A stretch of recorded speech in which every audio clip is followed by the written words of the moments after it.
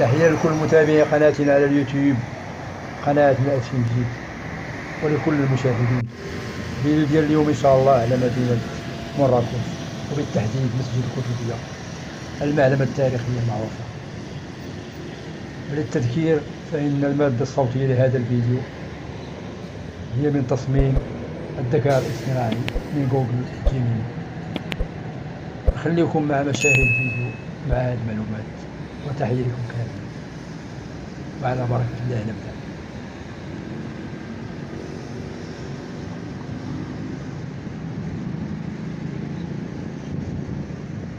مسجد القطبية شاهدا على تاريخ مراكش العريق. جامع القطبية هو أحد أبرز المعالم الدينية والتاريخية في مدينة مراكش، ويعتبر تحفة معمارية إسلامية فريدة من نوعها. يعود تاريخ بنائه إلى القرن الثاني عشر الميلادي، وتحديدا في عهد الدولة الموحدية، ويحمل في طياته الكثير من الأحداث والتفاصيل التاريخية التي تجسد عظمة الحضارة الإسلامية في المغرب. تاريخ البناء والتوسعة. المرحلة الأولى بدأت في منتصف القرن الثاني عشر الميلادي، حيث أمر الخليفة الموحدي عبد المؤمن بن علي الكومي ببناء المسجد الأول على أنقاض قصر الحجر المرابطي. المرحلة الثانية، وفي منتصف القرن الثاني عشر أيضا تم بناء المسجد الثاني الحالي بسبب خطأ في اتجاه القبلة في المسجد الأول. شارك في بنائه العديد من المتطوعين من أنصار الموحدين. الصومعة. تعتبر الصومعة من أبرز معالم المسجد، وقد بنيت بأمر من عبد المؤمن بن علي الكومي وانتهت في عهد ابنه المنصور. تتميز بارتفاعها الشاهق وتصميمها المعماري الفريد. أهمية المسجد. مركز ديني. كان جامع الكتبية المركز الديني للمدينة، حيث كان يقصد إليه المصلون لأداء الفرائض والصلوات. رمز للحضارة. يمثل المسجد رمزاً للحضارة الإسلامية في المغرب، ويعتبر شاهداً على عظمة الفن المعماري الإسلامي. معلم سياحي.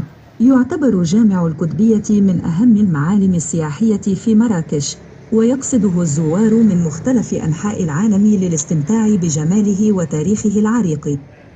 الحقائق التاريخية المثيرة.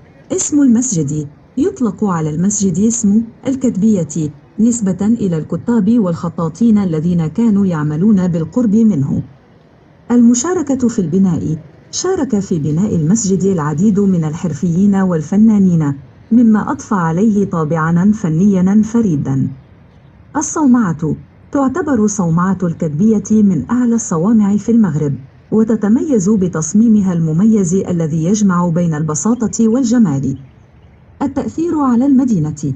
مركز حضاري. أصبح جامع الكتبية مركزاً حضارياً وعلمياً، حيث أقيمت حوله المدارس والكتاتيب. تطور المدينة. ساهم المسجد في تطوير المدينة، حيث جذب إليه السكان والعلماء والتجار. الهوية الثقافية. أصبح المسجد جزءاً لا يتجزأ من هوية مدينة مراكش، ويرتبط بتاريخها وحضارتها. ختاماً، يعتبر جامع الكتبية من أهم المعالم التاريخية في المغرب، وهو شاهد على عظمة الحضارة الإسلامية. يجمع المسجد بين البساطة والجمال، وهو مثال رائع على الفن المعماري الإسلامي.